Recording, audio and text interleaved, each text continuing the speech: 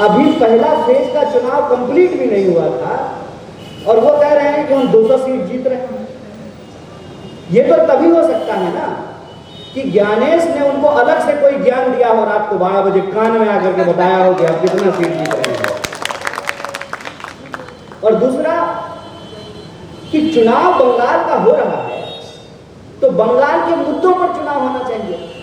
मैं गारंटी करता हूं, आप सब यहां बैठे हुए लोग हैं, ठीक है, जहां कहीं भी मीटिंग हो रही है और जो लंबा लंबा भाषण छोड़ रहे हैं किसी भी पार्टी की तरफ से, उनसे सिर्फ इतना पूछना चाहिए कि बंगाल में कितने स्कूल हैं, बंगाल में कितने अस्पताल हैं, बंगाल में कितनी नई फैक्ट्रियां खुली हैं, बंगाल में कितने लोगों को रोजगार मिला है, बंगाल से हर साल कितने लोग पलायन करते हैं।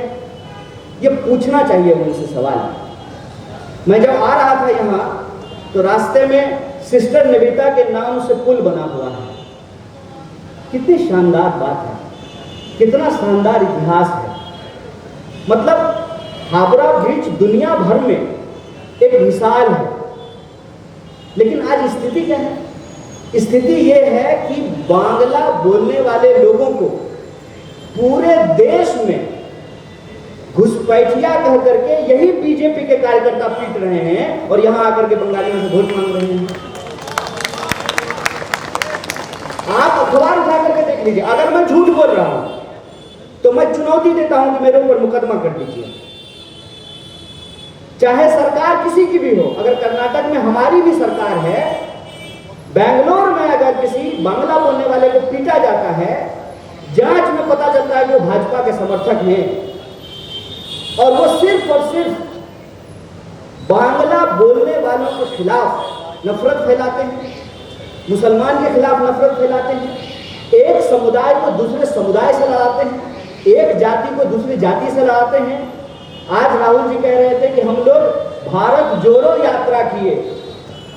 हम कहते हैं कि हम लोग भारत जोड़ो यात्रा किए, वो भारत तोड़ो यात्रा भी कर रहे हैं।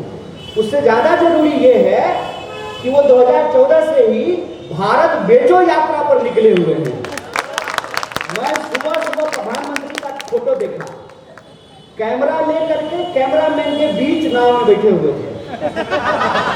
हमको लगा ये आदमी जो है ना, इस कैमरे का इस्तेमाल दूरबीन की तरह करेगा, जमीन सब नाप करके देखेगा और सोचेगा कि ये वाला नदी किसको देना है, अंबानी को देना है कि अदानी को देना है।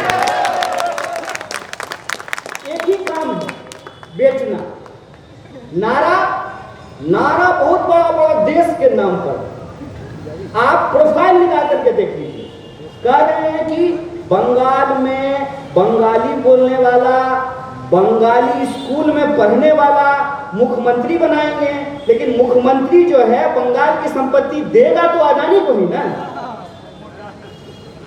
मुख्यमंत्री कोई भी बन जाए, सवाल है कि बंगाल के खेत खलिहान, स्कूल, कॉलेज, ट्रेन, बस, मेट्रो, एयरपोर्ट, पोर्ट, वो किसका होगा?